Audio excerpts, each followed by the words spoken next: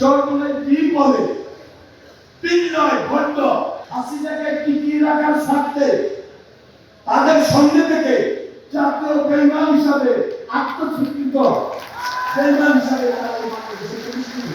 ভারপ্রাপ্ত চেয়ারম্যান একটা কথা বলেছেন, এই 31 দফা বাস্তবায়ন হলে ওই রক্তের প্রতিশোধ আমরা নিতে পারবো ইনশাআল্লাহ।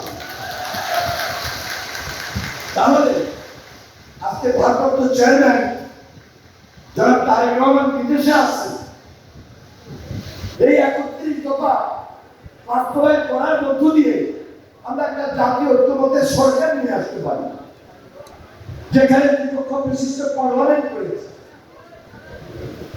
নিচের পক্ষে নির্বাচিত প্রতিনিধিরা থাকবেন এবং উপর পক্ষে যারা নির্বাচিত হতে পারবেন না শ্রেণীভিত্তিক বিভিন্ন রাজনৈতিক দলের নেতৃবৃন্দ সেই উপরের পক্ষে যখন বসবেন তখন এটা একটা সমঝোতামূলক অথবা ঐক্যের মধ্য দিয়ে জাতীয় ঐক্যের সরকার গঠন করা যেতে পারে।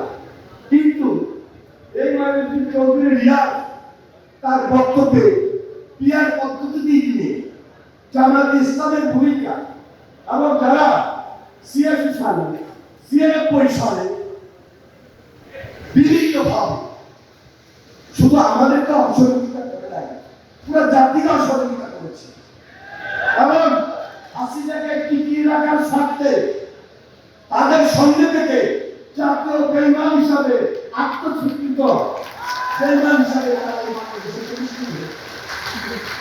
সর্বশেষ মনে রাখি, এই 17 বছর এই ইসলামী শাসনতন্ত্র আন্দোলন চরমনায় কি বলে তিন নয় ভণ্ড তারা হাসিনাকে সাহিত্য দিয়েছিল।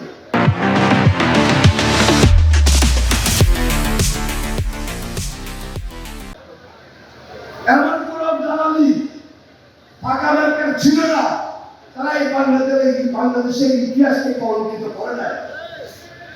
2014 নির্বাচন বলে, 2018 নির্বাচন বলে, 2024 নির্বাচন বলে, হাসিনাকে সহযোগিতা করে হাসিনার স্থায়িত্ব বাড়িয়ে দেওয়ার ক্ষেত্রে এই চরমনায় বিল, এই ইসলামিক শাসনতন্ত্র আন্দোলন, এই ফাঁকা মার্কা ছিল বাংলাদেশের মানুষের আরেকটা জাতীয় বেইমান হিসাবে। তাহলে তারা আজকে নির্বাচনের বিরুদ্ধে যে আন্দোলনটা করছে, 17 বছর আমরা যখন লড়াই করেছি, সংগ্রাম করেছি, তখন তো আমরা এই পাকা মার্কাকে খুঁজে পাই নাই। আজকে ইসলামিক দলগুলোর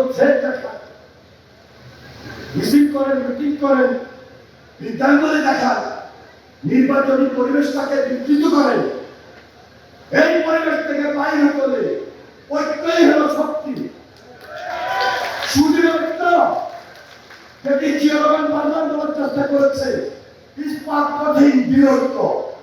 এই ঐক্য যে আমাদের ডুপ্লিকেট, তাই আমাদের নেতৃত্বে বাংলাদেশে আমরা প্রতিষ্ঠিত করতে চাই।